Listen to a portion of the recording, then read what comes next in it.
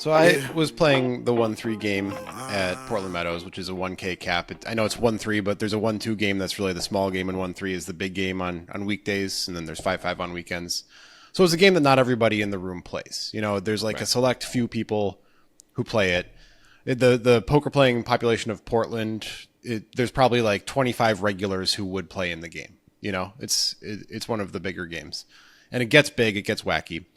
So it's a little bit intimidating to some people. And I came across kind of a question of ethics, and I think I did the right thing.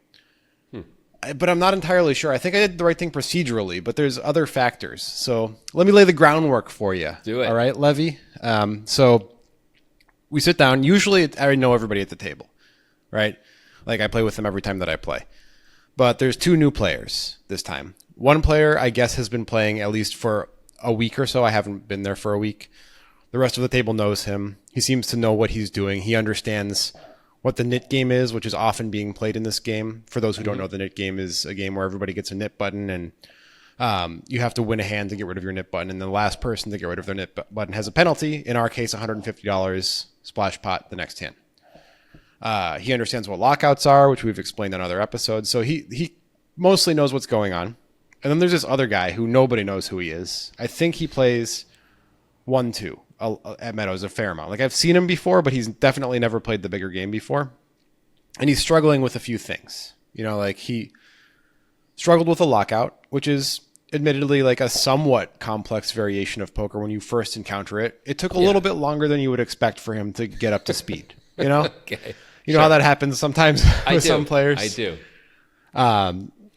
So lockout's just a PLO variant, basically. And he struggled with the nit game for sure. That had to be explained to him a lot. And another thing that we can do in this game that they can't do in 1-2 is run it twice in certain scenarios. In the times when everybody's already all in and everybody agrees to run it twice, you can run it twice. Okay. So this thing came up. This was during the nit game, so people are way more loosey-goosey. There's more money going in. It's splashy. And we're on the turn, and this is important. It's important what the board is. The board is Jack high with two clubs on it. It's Jack 7, 6, 3, I believe. The 3 is kind of inconsequential with two clubs. And this newest guy is against the second newest guy. The second newest guy goes all in on the turn for like $1,100, which is 1.5 times the pot. Okay. And our guy tanks for a long time. He really thinks it through. Finally, he puts the chips in and calls. And then there's this whole discussion about should we run it twice? And because like before the cards get dealt, right? The kid who knows a little bit more, the second newest kid, is like, hey, before you deal the cards, hey, do you want to run it twice? This is a big pot. Would you like to run it twice? And the guy's like, what do you mean run it twice? And he's like, he's seen it happen before, and unfortunately, when it happened before, it was pre-flop, so he saw 2 full boards. It's kind of irrelevant to this, but it does matter as far as like his competence and understanding of the situation. So they do end up running it twice after like 5 minutes of explaining it to this guy, and it's very important to understand how basically he doesn't understand what's going on that much. Like, he's not like a seasoned person in this situation, right? He's played poker for sure. He understands the mechanics of poker, but anything new or different than what he's seen before is a big struggle, right? Yeah, okay. So they end up running it twice. They deal 1 river, the river goes to the top. Deal a second river, that river goes to the bottom. Those are the 2 rivers. And he's like, oh, I thought we were going to do 2, like a second one was going to be a full board, which, that's what he thought. Doesn't matter. That's actually not relevant to what's going to be the issue. Oh, okay, really? Oh, great. Oh, I'm glad. It's just kind of to exemplify like his level of understanding of the situation. Yeah, not great. And he's staring at both rivers. He's really taking a look, and it's kind of confusing. I don't think he's ever seen anything like this before, where there's 2 rivers, right? And they both connect to the same 4-card board. Yeah. And he's really looking. He looks at his hand, and another piece of information that's kind of important is I've already told this guy multiple times, hey, I can see your hand. Especially in 5-card games, but when we're playing the 2-card games, I can also sometimes see his hand. So he's kind of sloppy at looking at cards. Yep. So it's not to say that he was tabling his hand, but I was the only one who could see when he was sloppily looking at his hand, looking at his board. This is for a minute. minute and a half maybe that he's doing this. He has queen 10 of clubs. The top river gave the kid a full house. He wins the top river. The bottom river is the deuce of clubs. This guy keeps looking at his hand. He made a flush. Like he doesn't know. He doesn't really know that he made a flush. Is what you're saying, right? Yeah, because there were 2 clubs on the flop. Yeah. The second river, he made a flush. The kid says, like, I definitely get the first board, right? Because he knows he made a full house. And so that's important because the first board is what qualifies for the nit game. So he gets to lose his nit button. That's important. Yep. So the guy keeps looking at his hand, and so I see it, and I think he's going to muck. So, like, I don't think I have any obligation to say anything, but what I do is there's a regular in the game, a guy Jeremy, and I'm like, hey, Jeremy, come over here, because the guy's taking forever. So I, like, walk as far away from the table as I can with Jeremy, and I tell him what's going on. And Jeremy gives me kind of the, like, I don't know, like a shrug. Like, it's tough because, like, if it were Jeremy or if it were you who had the queen 10 of clubs in this situation, I would say nothing. That's your obligation to turn over your hand. You know that. You should understand that. But this guy is in a slew of new situations and is clearly not great at handling it, right? Like, he doesn't understand the nit game. He's playing it anyway. Doesn't understand lockouts. He's playing it anyway. Doesn't really understand what running it twice means, but he agreed to it, and it affected a $2,800 pot that he is involved in, which is probably very big for him considering that he usually plays 1-2 anyway. Right. So where do you land on all this? Let's stop it there. Okay. Come play with us on Clubs Poker. They have tournaments, they have ring games, and a 100% bonus if you use the code POKERGUYS or use our link in the description. It is a lot of fun on Clubs. I have been playing on Clubs, and I have been genuinely impressed by their software. They have great games all the time, and redemptions go direct to your bank account. There's no crypto involved, none of that BS. It's a US-based company. Come play with us on Clubs. We'll see you there. All right, great. So my thought is this. You cannot tell him that he has a flush. You cannot tell him that. It's not okay. You're messing with the other guys, the other player. You can't do it. Even though our player here is entitled effectively to half the pot, right? You still can't tell him that. But I wonder if, because it's clear he's confused, you could say something like, so each board, and like maybe physically, I might do something like this. And even this is like questionable, I acknowledge. Yeah. But I think what I would do is like take one of the like rivers away and say, so this is for half of the pot, and then take the other river away and put it there, and then this is for half of the pot. So if you have a good hand on so he's got a full house here, and then if you have anything here, that would be for the other half of the pot. And that's all I would say. Just so he could see it as one board, because that's what we all see it as, and maybe he doesn't see it that way. And then give him a chance to like say, oh, I have a flush now. Even then, that is questionable and maybe over the line, but I know. It feels like a little unfair for this kid to run it twice. He's entitled to half the pot if he understood what was happening. It feels like not okay to let it go, but you can't say anything directly to him, I don't think either. He could just table his hand, like he's sitting there for minutes. All he has to do is go like this and the world will take care of it for him, but you can't suggest that, of course, either. You just have to, so that's the best I can think to do. Even that, it feels like saying, hint, hint, hint, you should obviously one of these is good for you. But at least, he isn't, like every other person in the world who would be at this table would immediately know they got half the pot. And they ran it twice. Like he's supposed to get half the pot. So he didn't even understand what was happening when he ran it twice too. That's I would be inclined to like do something to try and make it a little easier for him to read the board if that's what he's doing.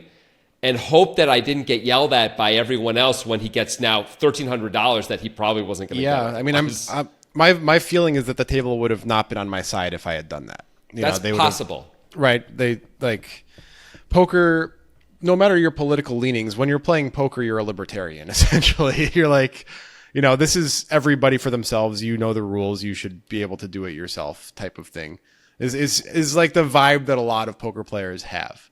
I agree.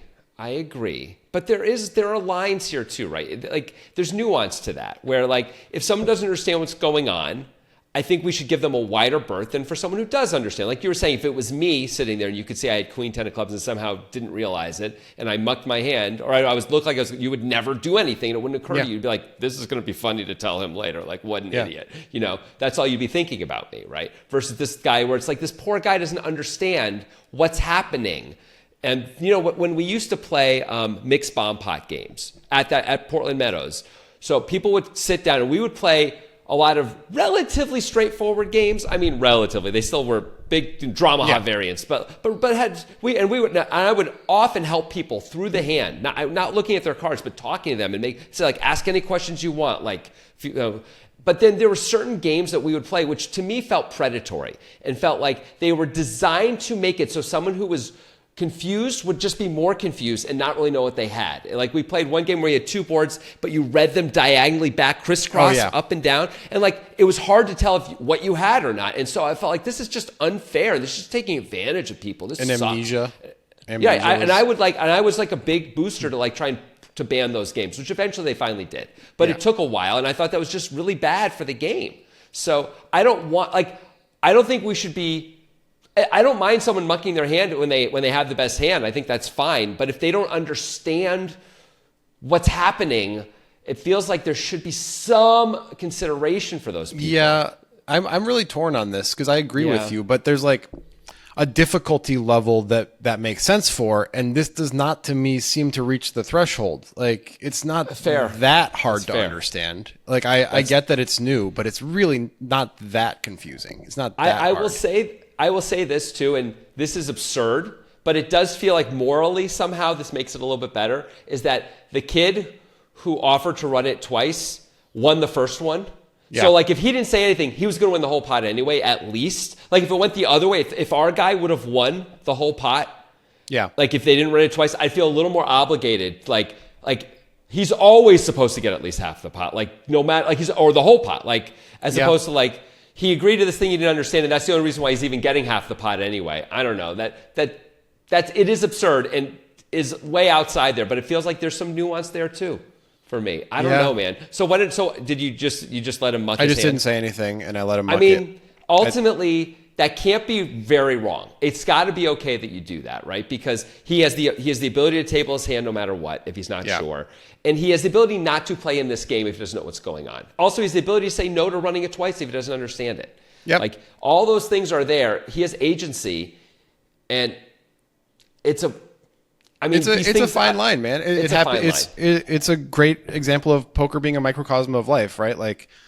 People sometimes need help, but there's a level where it's well, if you're an adult, you should be able to do this. And if over time you can't, you get weeded out from being in the top tier positions of things if you can't do it yourself, right? Right. And so competence matters, and I understand that it's new, but if it were new to you, it probably wouldn't have gone that way, and well, I would have probably, if I was standing there not sure at some point, I'd probably be guys, I don't know what's going on. And I remember actually years ago when I first started playing Pot Limit Drama, which is years before you and I started playing it. Even, and I had never played it before, and I was playing in a relatively big game, and they're let's play this game. And I was okay, and I really struggled to understand it.